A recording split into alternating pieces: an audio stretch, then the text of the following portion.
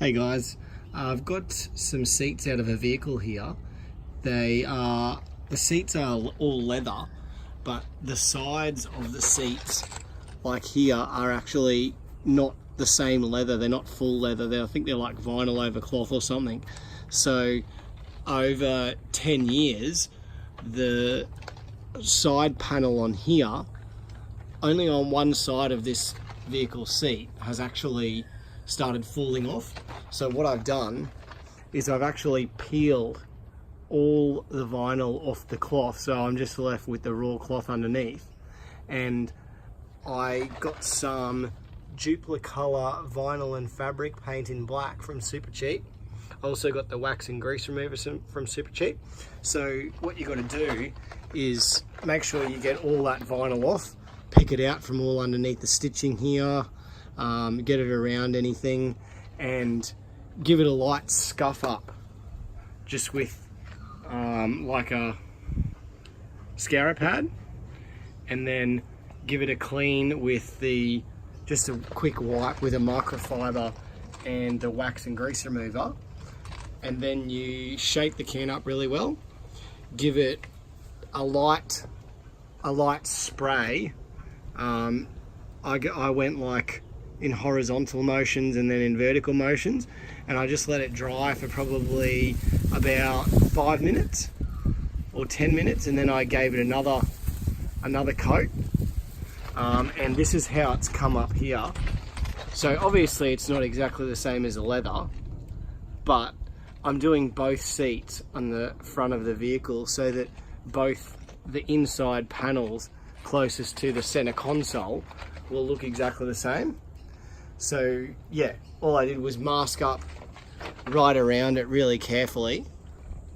Oops, there we go, there's the focus. Mask up really carefully right around it, and then I got some garbage bags and just put it all over the rest of the seat for the overspray. So I'll do a little video of spraying it as well once I just give this one a bit of a wax and grease remover and let it dry. Okay, so we're back after the wax. I've given it a wax and grease remover and that's dried.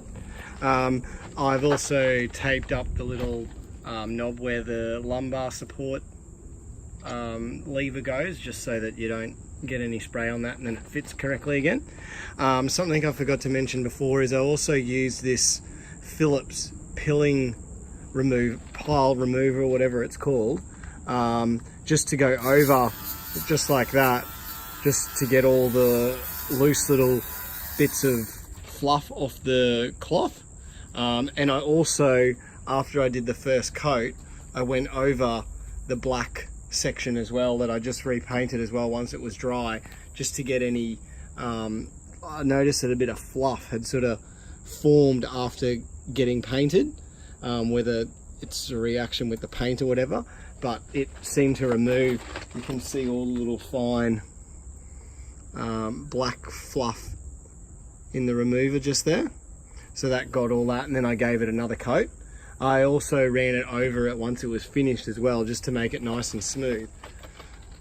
As you can see there, it's not rough at all, it's nice and smooth. So with the can, you just want to make sure that it's shaken up really well. Okay, so there, once you've got your can all shaken up, I just went around and sort of got the edges first, just like that. And then in that motion there, I went horizontal up it, just nice even coats, and then horizontally, so just vertically, just like that, till it's nice even coats. Now it says you can recoat this. There's no recoat time, so you can give it as many coats as you want. Obviously on vinyl and stuff like that, you want to do light coats and let them dry, otherwise it'll run.